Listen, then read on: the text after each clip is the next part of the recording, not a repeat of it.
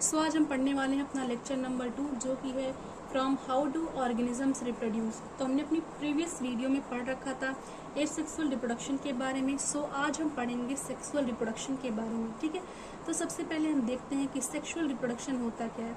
तो sexual reproduction में fusion होता है गैमीट्स का और वो बनाती हैं जाइगोट। गैमीट्स को आप सेक्स सेल भी बोल सकते हैं। ठीक है, अब जब दो गैमीट्स का फ्यूज़न होगा तो यहाँ पे चांसेस ऑफ वेरिएशन बहुत हाई होंगे। ठीक है, अब ये जो दो गैमीट्स हैं वो दो पेरेंट्स से आए हैं, एक मेल है और एक फीमेल है, इस वजह से उनके वेरिएशन के चांसेस ज़्यादा होते हैं। ठीक है, अब हम देखते हैं कि एडवांटेज क्या होता है सेक्सुअल रिप्रोडक्शन का। एडवांटेज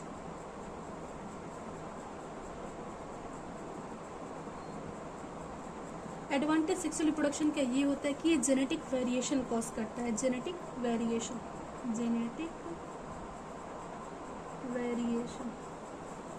जैसा कि हमें पता है कि जो गैमीट्स हैं वो एक मेल से आ रहा है और एक फीमेल से आ रहा है, तो जब इनका फ्यूज़न होगा वहाँ पे बनता है जाइगोट।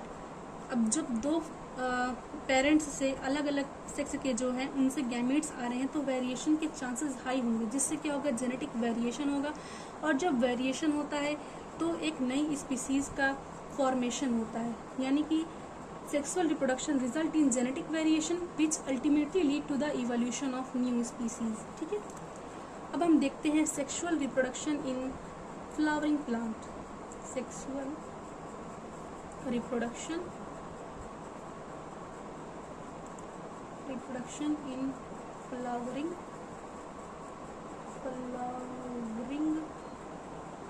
plants।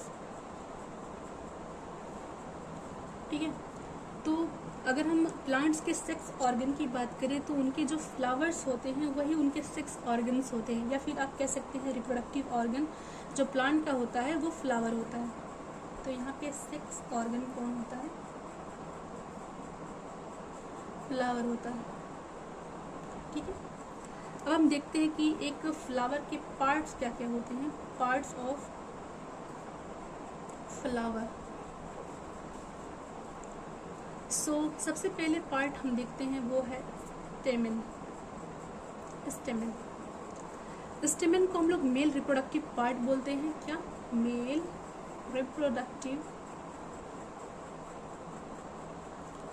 Reproductive part.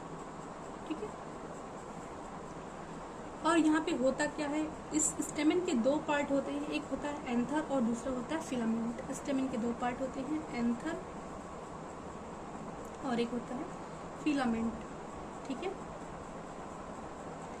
अब जो स्टेमेन है वो प्रोड्यूस करती हैं पॉलन ग्रेन्स। क्या प्रोड्यूस करती हैं? ये प्रोड्यूस पॉलन ग्रेन्स। और ये पॉलन ग्रेन्स किस कलर के होते हैं? येलो कलर के।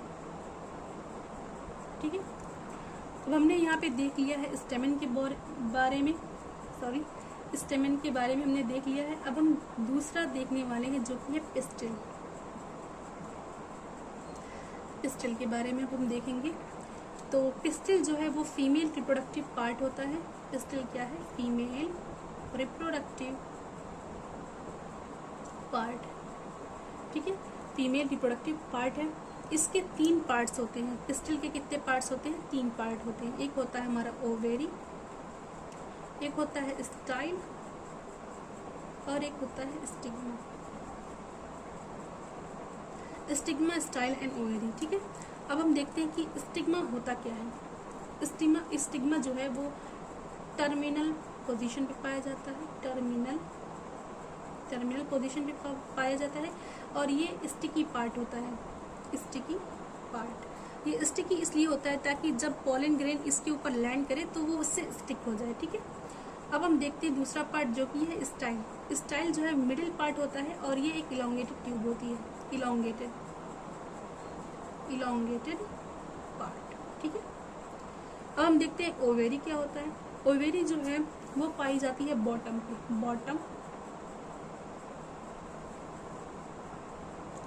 बॉटम पे पाई जाएगी और ये स्वेलन होती है, यानी कि फूली हुई, और वो बॉटम पे पाई जाती है। ठीक है, इस तरीके से इसका डायग्राम हम बना सकते हैं। कुछ इस तरीके से। ये वाला पार्ट जो टर्मिनल पार्ट है इसको हम लोग बोलेंगे स्टिग्मा, और ये जो ट्यूब वाला पार्ट है लंबा सा इसको बोलते हैं हम लोग स्टाइल, और ये हमारा हो गया ओवेरी वाला पार्ट। ठीक है, अब हमने देख लिया है स्टेमन को और देख लिया है पिस्टिल को। ठीक है, अब हम देखने वाले हैं किसको, सेपल। अगर हम इसके बायोलॉजी मतलब ऐसे जो टर्म्स बुक्स में लिखे रहते हैं उसमें देखें तो स्टेमन को बोलेंगे एंड्रोशियम और पिस्टिल को बोलेंगे गाइनोशियम। ठीक है, अब इसको नाम भी याद करें तो भी चलेगा। ठीक है, अब हम पढ़ते हैं सेपल्स के बारे में। ठीक है, सेपल्स जो होते हैं वो ग्रीन होते हैं। कैसे होते हैं, ग्रीन, और ये होते हैं लीफ लाइक। ठीक है, ग्रीन होते हैं एंड लीफ लाइक होते हैं, और इनका काम क्या होता है, ये प्रोटेक्ट करते हैं फ्लावर को जब वो बड स्टेज में होता है। ठीक है, प्रोटेक्ट करते हैं, protect flower in bud stage, bud stage. ठीक है, अब हमारा फोर्थ पार्ट जो है वो है पेटल का। पेटल्स जो हैं वो बहुत ही कलरफुल होते हैं, और ये कलरफुल होते क्यों हैं, क्योंकि ये अट्रैक्ट करते हैं इंसेक्ट को, और भी कैन से पॉलिनेटर्स को अपनी तरफ इंटैक्ट करते हैं, अट्रैक्ट करते हैं पॉलिनेटर्स को और इंसेक्ट्स को अपनी तरफ अट्रैक्ट करते हैं। तो हम लिख सकते हैं ये कलरफुल होते हैं, कलरफुल होते हैं और अट्रैक्ट करते हैं, अट्रैक्ट पॉलिनेटर्स। ठीक है, अब हमारे यहाँ पे पार्ट्स ऑफ फ्लावर कंप्लीट हो चुके हैं। अब हम नेक्स्ट देखेंगे टाइप ऑफ फ्लावर्स। तो चलिए अब हम देखते हैं type of flowers. Type of flowers, type of flowers. तो इसमें दो टाइप्स के फ्लावर आते हैं, एक होता है यूनिसेक्सुअल फ्लावर और दूसरा होता है बाइसेक्सुअल फ्लावर। यूनिसेक्सुअल फ्लावर और एक होता है हमारा बाइसेक्सुअल फ्लावर। यूनिसेक्सुअल फ्लावर सबसे पहले हम देखते हैं। तो यूनिसेक्सुअल फ्लावर में या तो सिर्फ फीमेल पार्ट होगा या फिर सिर्फ मेल पार्ट होगा। ठीक है, दोनों प्रेजेंट कभी नहीं होंगे यूनिसेक्सुअल फ्लावर में, या तो स्टेमन होगा या फिर पिस्टिल होगा। ठीक है, आइदर स्टेमन, आइदर स्टेमन और पिस्टिल, और पिस्टिल, या तो स्टेमन होगा या फिर पिस्टिल होगा। यूनिसेक्सुअल प्लांट्स का एग्जाम्पल अगर हम देखें तो पपाया हो गया, पपाया एंड वाटरमेलन, वाटरमेलन। ठीक है, अब हम देखते हैं बाइसेक्सुअल फ्लावर्स में। तो बाइसेक्सुअल फ्लावर्स में दोनों पार्ट्स एक ही फ्लावर में प्रेजेंट होते हैं। दोनों पार्ट्स बोले तो स्टेमन और पिस्टिल दोनों एक ही फ्लावर में प्रेजेंट होंगे। ठीक है, बोथ स्टेमन एंड पिस्टिल। इसका एग्जाम्पल हो गया हमारा हिबिस्कस, हिबिस्कस, वुडन, मस्टर्ड यानी कि सरसों। ठीक है, अब हमने देख लिया टाइप ऑफ फ्लावर्स को भी। अब हम देखने वाले हैं steps of reproduction in flowering plant. Steps of reproduction in flowering plants. ठीक है, तो सबसे पहला स्टेप जो आता है वो है पॉलिनेशन। पॉलिनेशन, ठीक है। अब पॉलिनेशन में क्या होता है कि ट्रांसफर होता है पॉलन ग्रेन्स का from anther of a stamen to the stigma of the carpel. ठीक है, सो पॉलिनेशन में क्या होता है कि जो पॉलन ग्रेन्स होते हैं वो एंथर से ट्रांसफर कर दिए जाते हैं कहाँ पे, स्टिग्मा तक। ठीक है, पॉलिनेशन की होगी प्रोसेस हमारी। अब जो पॉलिनेशन है वो दो टाइप का हो सकता है। पॉलिनेशन दो टाइप का होता है, एक होता है सेल्फ पॉलिनेशन और एक होता है क्रॉस पॉलिनेशन। सेल्फ पॉलिनेशन में क्या होता है कि जो पॉलन ग्रेन होता है जब वो एंथर से निकलता है तो वो स्टिग्मा ऑफ द फ्लावर पे गिर जाता है, और वो स्टिग्मा किसका होता है, सेम फ्लावर का या तो होगा या तो उस प्लांट के किसी और फ्लावर का होगा। यानी कि खुद के ही प्लांट पे किसी भी फ्लावर पे वो जाके गिर जाएगा। तो इस टाइप की जो प्रोसेस होंगी इसको बोलेंगे हम सेल्फ पॉलिनेशन। अब क्रॉस पॉलिनेशन में क्या होता है कि जो एंथर से जो हमारा पॉलन ग्रेन निकलता है वो जाके किसी और प्लांट पे गिरता है, लेकिन वो दोनों प्लांट्स सेम स्पीसीज के होते हैं। तो ये हो गया हमारी क्रॉस पॉलिनेशन। ठीक है, हमने पॉलिनेशन के स्टेप्स देख लिए। अब हम देखते हैं fertilisation.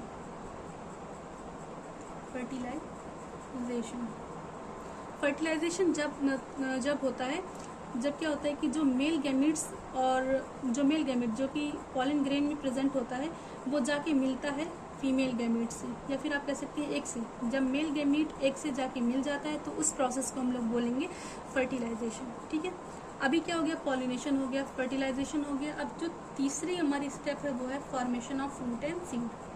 Formation of fruit and seed. जब फर्टिलाइजेशन हो जाती है तो क्या होता है, जाइगोट जो होता है वो सेवरल टाइम्स डिवाइड करता है और वो बनाता है एम्ब्रियो विद इन ओव्यूल। ठीक है, अब जो ओव्यूल होता है वो डेवलप करता है एक टफ पोट में और वो पोट कन्वर्ट हो जाती है सीड में। ठीक है, ओव्यूल जो है वो सीड बना रहा है, ओव्यूल सीड बना रहा है। ठीक है, अब बचती है हमारी ओवेरी। ओवेरी क्या होती है, ग्रो करती है और वो बना लेती है फ्रूट। ठीक है, ओव्यूल सीड बनाएगा एंड ओवेरी जो है वो फ्रूट बनाएगा। अब हमने थर्ड स्टेप भी देख लिया है। अब फोर्थ स्टेप देखते हैं हम लोग, germination of seed. Germination of seed. अब जो सीड होता है उसके अंदर एक फ्यूचर प्लांट होता है।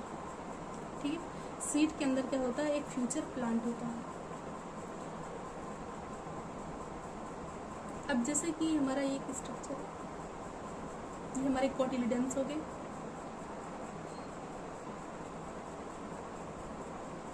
ठीक है, ये हमारे हो गए कोटिलिडन्स और ऊपर वाला जो पार्ट है ये हो गया हमारा प्लीम्यूल। ये जो पार्ट है हमारा ये हो गया हमारा प्लीम्यूल। और जो नीचे वाला पार्ट है ये हो गया हमारा रेडिकल। अभी क्या होता है कि जो रेडिकल है वो ग्रो कर जाएगा किसमें, रूट में, और जो हमारा प्लीम्यूल है वो ग्रो कर जाएगा शूट में। अभी आप इसको इस तरीके से याद कर सकते हैं, R for radicle and R for root. ठीक है, रेडिकल जो है वो रूट में कन्वर्ट होगा और प्लीम्यूल जो है वो शूट में कन्वर्ट होगा। और ये जो कोटिलिडन्स होते हैं,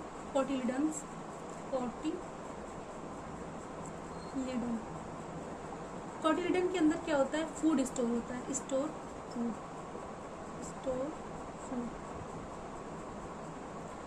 जो कि हेल्प करता है रेडिकल और प्लीम्यूल को ग्रो करने में। ठीक है, एक बार हम फिर से देख लेते हैं कि जो एक सीड होता है उसके अंदर एक फ्यूचर प्लांट होता है। ठीक है, अब यहाँ पे हमने देखा कोटिलिडन्स के अंदर होता है स्टोर फूड जो कि हेल्प करता है प्लीम्यूल और रेडिकल की ग्रोथ में, और प्लीम्यूल जो है वो शूट बनाएगा एंड जो रेडिकल है वो हमारी बनाएगी रूट। ठीक है, अब यहाँ पे हमारा प्लांट वाला पार्ट पूरा क्लियर हो चुका है। अब हम पढ़ते हैं reproduction in human being. Reproduction in, तो मेल रिप्रोडक्टिव सिस्टम को हम देख रहे थे। तो मेल रिप्रोडक्टिव सिस्टम को अगर हम दो पार्ट्स में डिवाइड करें तो एक हो जाएगा हमारा टेस्टिस और दूसरे हो जाएंगे अदर पार्ट्स। तो टेस्टिस में क्या होता है कि टेस्टिस प्रोड्यूस करती हैं स्पर्म्स को, और अदर पार्ट्स में अगर देखें तो ये डिलीवर करते हैं स्पर्म को to the site of fertilisation, यानी कि जहाँ पे फर्टिलाइजेशन होनी है वहाँ तक स्पर्म को ले जाने का काम करते हैं अदर पार्ट्स। ठीक है, अदर पार्ट्स में हमारे क्या क्या आते हैं, वास डिफरेंस, सेमाइनल वेसिकल और प्रोस्टेट ग्लैंड। ठीक है, तो सबसे पहले हम देखते हैं टेस्टिस को। टेस्टिस को हम लोग प्राइमरी रिप्रोडक्टिव ऑर्गन बोलते हैं। प्राइमरी रिप्रोडक्टिव ऑर्गन है ये, और ये लोकेटेड होता है आउटसाइड ऑफ एब्डोमिनल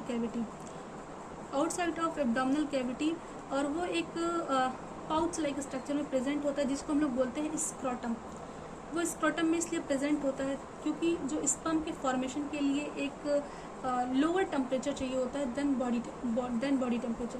तो इस वजह से वो एब्डोमिनल कैविटी से बाहर एक पाउच में लोकेटेड होता है, जिसको हम लोग बोलते हैं स्क्रोटम, ताकि जो स्पर्म की फॉर्मेशन के लिए रिक्वायर्ड टेम्परेचर है उस तक वो पहुंच सके। ठीक है, अब हम देखते हैं फंक्शन ऑफ टेस्टिस। तो फंक्शन ऑफ टेस्टिस में क्या होता है कि स्पर्म का फॉर्मेशन ये करता है और एज वेल एज ये सिक्रेशन करता है टेस्टोस्टेरोन का। ठीक है, अब हम देखते हैं टेस्टोस्टेरोन को।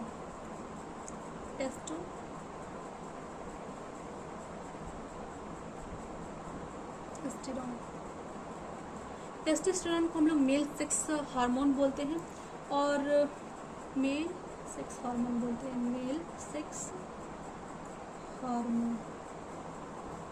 और ये मदद करता है सेकेंडरी सेक्सुअल कैरेक्टर्स के डेवलपमेंट में। ठीक है, और ये रेगुलेट करता है फॉर्मेशन ऑफ स्पर्म। 3 पॉइंट्स में हमने लिखने हैं कि एक मेल सेक्स और हार्मोन है, एज वेल एज ये हेल्प करता है सेकेंडरी सेक्सुअल कैरेक्टर में, सेकेंडरी सेक्सुअल कैरेक्टर में, और ये रेगुलेट करता है, रेगुलेट फॉर्मेशन ऑफ स्पर्म। ठीक है, तो हमने टेस्टिस देख लिया। अब हम दूसरा पार्ट पे पहुंचते हैं जो कि हमारा वास डिफरेंस।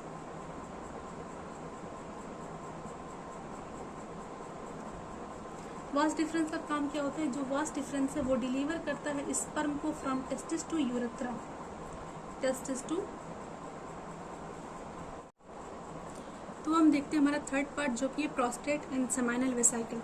तो prostate gland and seminal vesicle secrete करती है एक फ्लूइड सिक्रेशन जो हेल्प करता है स्पर्म्स के ट्रांसपोर्ट में, एज वेल एज स्पर्म को ये न्यूट्रिशन भी प्रोवाइड करता है। ठीक है, अब हम देखते हैं अपना फोर्थ पार्ट जो कि हमारा यूरेथ्रा। यूरेथ्रा एक कॉमन पैसेज है फॉर स्पर्म एंड यूरिन।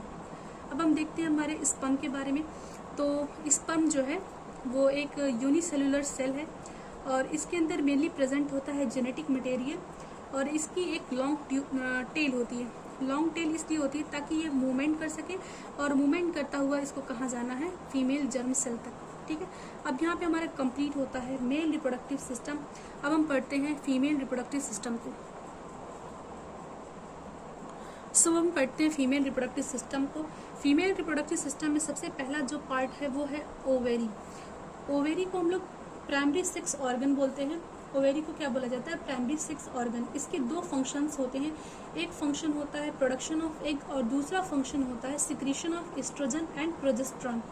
और एक ओवेरी से एक मंथ में एक एग ही निकलता है, यानी कि एक टाइम पे अगर ये वाली ओवेरी एक मंथ में एग रिलीज कर रही है तो अगले मंथ में ये वाली ओवेरी एक एग रिलीज करेगी, लेकिन रिलीज होगा सिर्फ एक एग ही। अब हम दूसरे पार्ट पे पढ़ते हैं जो कि हमारा फलोपियन ट्यूब। अब क्या होता है कि एग जो है उसको ट्रांसफर करना है फ्रॉम ओवेरी टू यूट्रस, और इसको ट्रांसफर करने के लिए किसकी यूज होती है? फलोपियन ट्यूब की। फलोपियन ट्यूब में फर्टिलाइजेशन भी होता है। ठीक है, तो ये याद रखिएगा कि fallopian tube act as a site for the fertilisation, और एग के ट्रांसफर के लिए भी इम्पॉर्टेंट रोल प्ले करता है। फिर हमारा आता है यूटेरस। यूटेरस में क्या होता है कि यूटेरस ओपन करता है वेजाइना में थ्रू सर्विक्स, और यूटेरस जो है वो एक पियर शेप स्ट्रक्चर, मतलब पियर शेप होता है ये। अब हम देखते हैं वेजाइना को जो कि हमारा फोर्थ पार्ट है। तो वेजाइना एक ऐसा पार्ट है जो कि रिसीव करता है स्पर्म को फ्रॉम फ्रॉम मेल पार्टनर, और ये वर्क करता है एज अ बर्थ कैनाल। तो हमने क्या देखा? वेजाइना जो है वो रिसीव करता है स्पर्म को from male partner during sexual intercourse, और ये वर्क करता है बर्थ कैनाल के तरीके से। ठीक है, अब हम देखते हैं सर्विक्स को। तो यूटेरस वेजाइना से कनेक्टेड होता है एक नैरो ओपनिंग से, जिसको हम लोग बोलते हैं सर्विक्स। ठीक है, हमने देख लिया, अब एक ओवरव्यू देख लिया हमने फीमेल रिप्रोडक्टिव सिस्टम। अब हम देखते हैं fertilisation and development of embryo. Fertilisation and development of embryo. अब क्या होता है कि जो स्पर्म होता है वो इंटर करता है वेजाइना में ड्यूरिंग सेक्सुअल इंटरकोर्स। ठीक है, अब क्या होता है कि ये ट्रैवल करता है अपवर्ड और रीच करता है ओविडक्ट तक। फिर वहाँ से क्या होता है, उसका इनकाउंटर होता है एग के साथ। अभी क्या होता है कि एग के साथ वो फर्टिलाइज कर जाता है और बनाता है जाइगोट। अब वहीं पे वो डिवाइड करना स्टार्ट कर देगा और बना लेगा हमारा एम्ब्रियो। अब ये एम्ब्रियो क्या होता है, इम्प्लांट होता है in the lining of uterus, uterus की लाइनिंग में आकर वो इम्प्लांट हो जाएगा और वो ग्रो करना स्टार्ट कर देगा, ग्रो करेगा और वो बना लेगा क्या, फीटस। और एम्ब्रियो को न्यूट्रिशन कहाँ से मिलता है, तो एम्ब्रियो जो है वो न्यूट्रिशन प्राप्त करता है मदर के ब्लड से, और ये न्यूट्रिशन किसके थ्रू प्राप्त करता है, तो वो प्राप्त करता है प्लासेंटा के थ्रू। ठीक है, तो एक बार हम फिर से देख लेते हैं कि fertilisation and development of embryo में क्या क्या होता है। जो स्पर्म होता है वो इंटर करता है वेजाइना में ड्यूरिंग सेक्सुअल इंटरकोर्स। ठीक है, अब क्या होता है कि ये जो स्पर्म है वो ट्रैवल करता है ओविडक्ट तक, और ओविडक्ट में उसका इनकाउंटर होता है एग के साथ। अभी क्या होता है कि जो हमारा मेल गैमेट यानी कि स्पर्म है और जो फीमेल गैमेट यानी कि एग है, उन दोनों का फ्यूज़न होगा और इसको क्या बोलेंगे हम लोग, फर्टिलाइजेशन, और वहाँ पे बनाएगा वो जाइगोट। अभी वो जाइगोट जो है वो डिवाइड करना स्टार्ट कर देगा और वो बनाएगा एम्ब्रियो। अब क्या होता है कि वो एम्ब्रियो जब बड़ा हो जाता है, अप्रॉक्सीमेटली जब वो 8 सेल का हो जाता है, तो वो यूटेरस में आके इम्प्लांट हो जाता है। यूटेरस में कहाँ इम्प्लांट करता है, वो लाइनिंग ऑफ यूटेरस में इम्प्लांट करता है और वो ग्रो करना स्टार्ट कर देता है और वो बनाता है फीटस। अभी क्या होता है कि जो एम्ब्रियो है उसको न्यूट्रिशन मिलता है मदर के ब्लड से थ्रू प्लासेंटा। अब हम देखते हैं कि प्लासेंटा क्या होता है।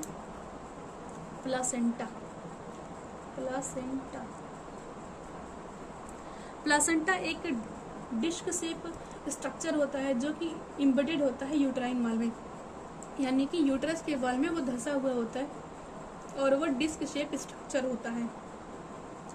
इसका फंक्शन क्या होता है, ये मदद करता है गैसेस एक्सचेंज में और न्यूट्रिएंट के एक्सचेंज में भी, और वेस्ट को रिमूव कराने में भी इसका रोल होता है। ठीक है, अभी क्या होता है कि डेवलपमेंट होगा चाइल्ड का मदर की बॉडी में, और अप्रॉक्सीमेटली वो 9 मंथ तक डेवलपमेंट चलता है, जिसको हम लोग बोलते हैं गेस्टेशन पीरियड। क्या बोलते हैं हम लोग, गेस्टेशन पीरियड। और ये कितने मंथ का होता है, 9 मंथ। फिर 9 मंथ के बाद क्या होगा, बेबी जो है उसकी डिलीवरी हो जाएगी और उस प्रोसेस को हम लोग क्या बोलते हैं, पार्चुरेशन। और इस टाइम पे क्या होता है, जब बेबी का बर्थ होता है तो रिदमिक कंट्रैक्शन होता है मसल्स का इन द यूटेरस। अब हमने देख लिया ये कि fertilisation and development of embryo हमने देख लिया। फिर अब हम पढ़ते हैं मेंस्ट्रुएशन को।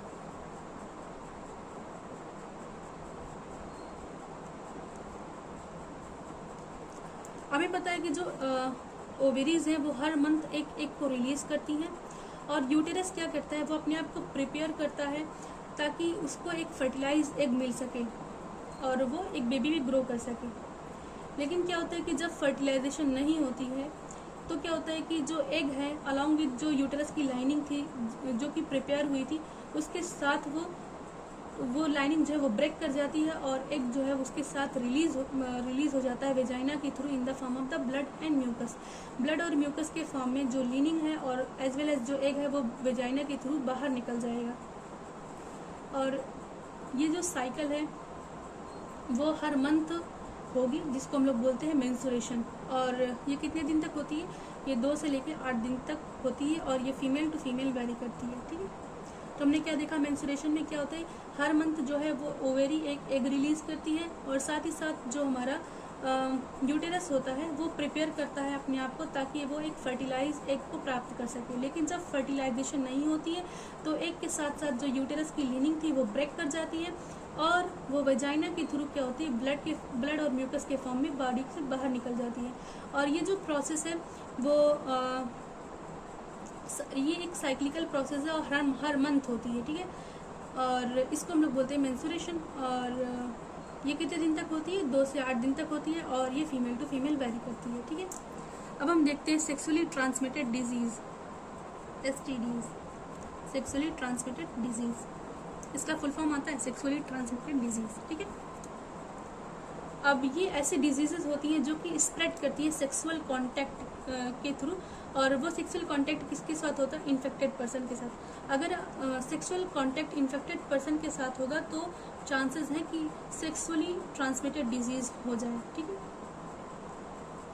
अब इसमें कॉमन सेक्सुअली ट्रांसमिटेड डिजीज कौन कौन सी होती है, एक है हमारी गोनोरिया, एक है सिफिलिस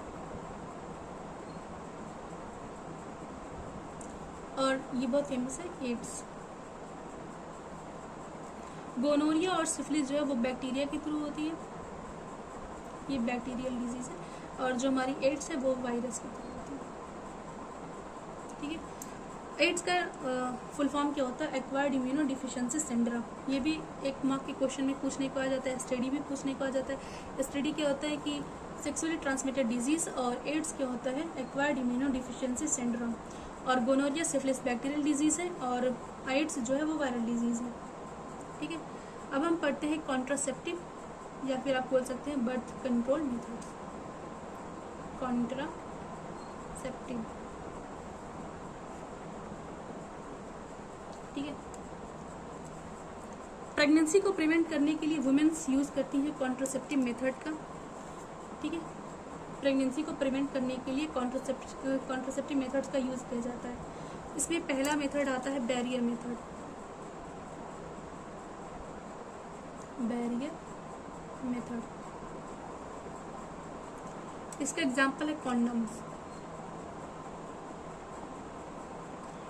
बैरियर मेथड का एक एडवांटेज ये होता है कि ये प्रेगनेंसी को तो रोकता ही रोकता है, साथ ही साथ जो सेक्सुअली ट्रांसमिटेड डिजीज होती हैं उनको भी प्रिवेंट करता है। प्रिवेंट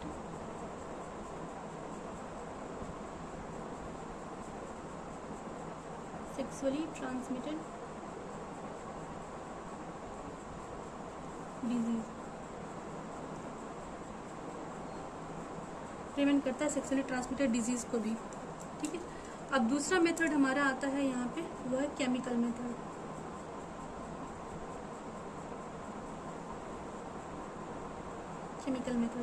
केमिकल मेथड्स पे लिया जाता है ओरल पिल्स, और ये बेसिकली काम किस पे करती है? ये हार्मोन को इम्बैलेंस करती हैं, यानी कि हार्मोन के साथ खेल करती हैं ये। तो इसका डिसएडवांटेज ये होता है कि हार्मोन का जो बैलेंस है उसको वो चेंज कर देती हैं, जिससे क्या होता है? साइड इफेक्ट भी हो सकता है। ठीक है, और जो तीसरी हमारी है कॉन्ट्रासेप्टिव मेथड, वो है IUCD, यानी कि इंट्रा यूटेराइन कॉन्ट्रासेप्टिव डिवाइसेस। इसका फुल फॉर्म लिखने को आ जाता है इंट्रा यूटेराइन कॉन्ट्रासेप्टिव डिवाइसेस। इसका एग्जाम्पल है हमारा कॉपर टी।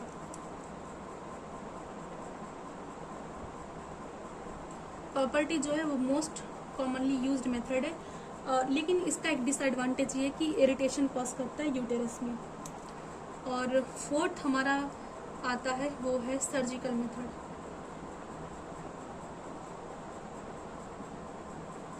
सर्जिकल मेथड में दो आते हैं, एक होता है हमारा वैसेक्टॉमी और दूसरा होता है ट्यूबेक्टॉमी। क्या होती है? Vasectomy, tubectomy.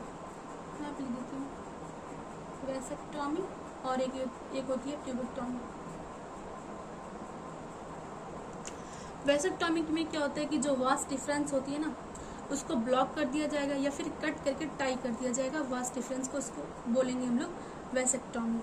और ट्यूबेक्टॉमी में क्या होता है कि जो फलोपियन ट्यूब होती है उसको कट करके टाई कर दिया जाएगा, या फिर आप बोल सकते हैं इसको ब्लॉक कर दिया जाता है फलोपियन ट्यूब को, इसको बोलेंगे हम लोग ट्यूबेक्टॉमी। अब जो सर्जिकल मेथड है वो सबसे ज़्यादा सेफ माना जाता है, बट यहाँ पे एक डिसएडवांटेज ये होता है कि इसकी रिवर्सिबिलिटी जो है वो बहुत ही बेकार होती है। इसकी रिवर्सिबिलिटी बहुत ही बेकार होती है। बाकी हमने यहाँ पे अपना कंप्लीट कर लिया है chapter how do organism reproduce. And आपको क्या करना है, एनसीईआरटी से सारे डायग्राम्स देख लेने हैं। वो जो फ्लावर वाला डायग्राम था उसको देख लीजिएगा, मेल रिप्रोडक्टिव सिस्टम का डायग्राम वो देख लीजिएगा, फीमेल रिप्रोडक्टिव सिस्टम का डायग्राम है वो देख लीजिएगा। सारे डायग्राम्स एकदम टिप्स पे याद कर, मतलब देख लीजिएगा।